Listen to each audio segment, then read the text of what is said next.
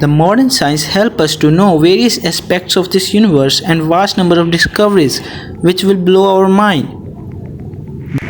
But wait a minute, that's not our topic today. Do you think what ancient peoples think about the universe and how we become so advanced today? Yes, this is our topic. So in this video I will tell you that what was the early ideas of the universe by ancient people and how it is evolved to modern era. So let's go. Early ideas about the universe by ancient civilization were shaped by the combination of observations and philosophy. These ideas have evolved significantly over time as human understanding of the cosmos deepened has evolved. Early mankind thoughts about the universe was just imagination because they had not advanced technologies like today's.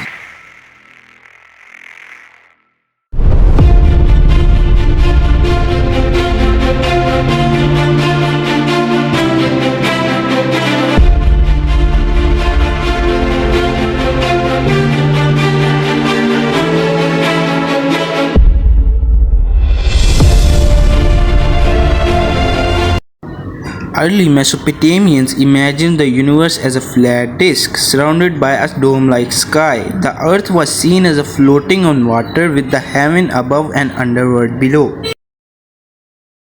Egyptians also believed in a similar flat earth concept, spotted by mountains at its edges. The sky was thought to be goddess with stars represented as her body.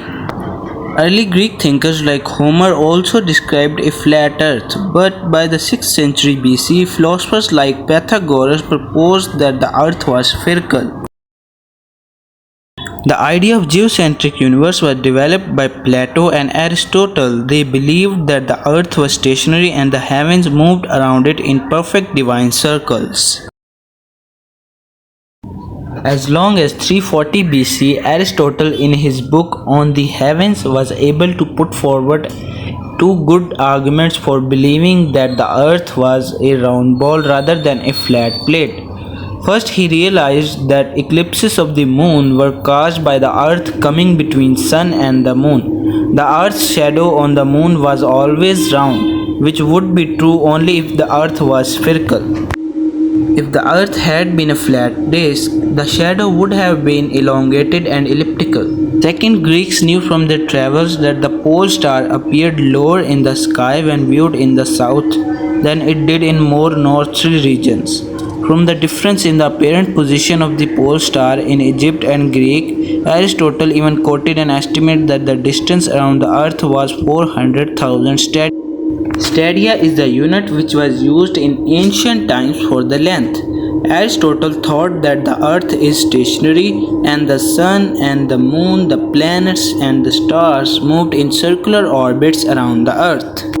This idea was elaborated by Ptolemy in 1st century AD into a complete cosmological model.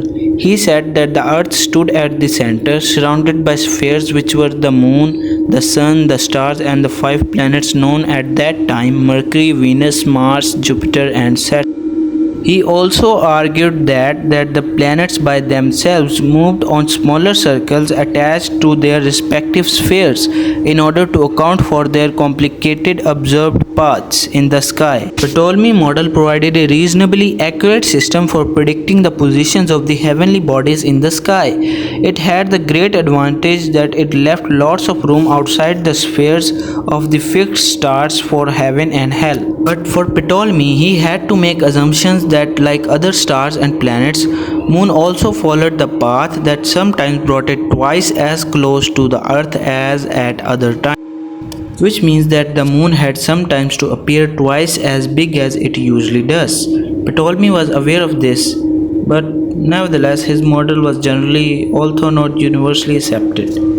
The first significant challenge to geocentric model came from Astyages of Samos in 3rd century AD, who proposed that the sun, not the earth, was at the center. However, a much simpler model was proposed in 1514 by a Polish priest, Nicholas Copernicus. At first, for fear of being accused of heresy, Copernicus published his model anonymously. His idea was that the sun is stationary at the center and the earth and the planets moved in circular orbits around the sun. Then two astronomers, the German Johannes Kepler and the Italian Galileo, started publicly to support Copernicus' theory, despite the fact that the orbits Copernicus predicted did not quite match the ones observed.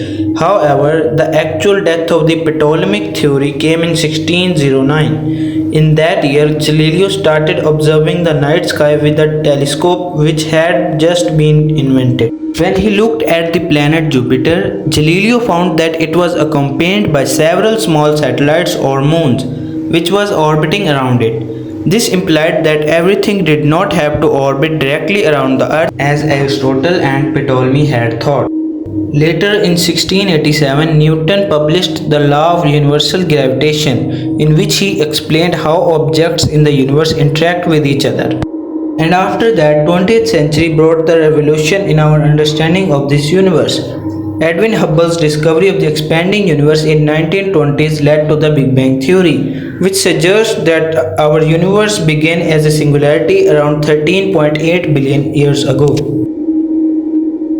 And today, our understanding of this universe continues to evolve with advancement in technology, including space telescopes and particle accelerators, helping us to explore concepts like dark matter, dark energy.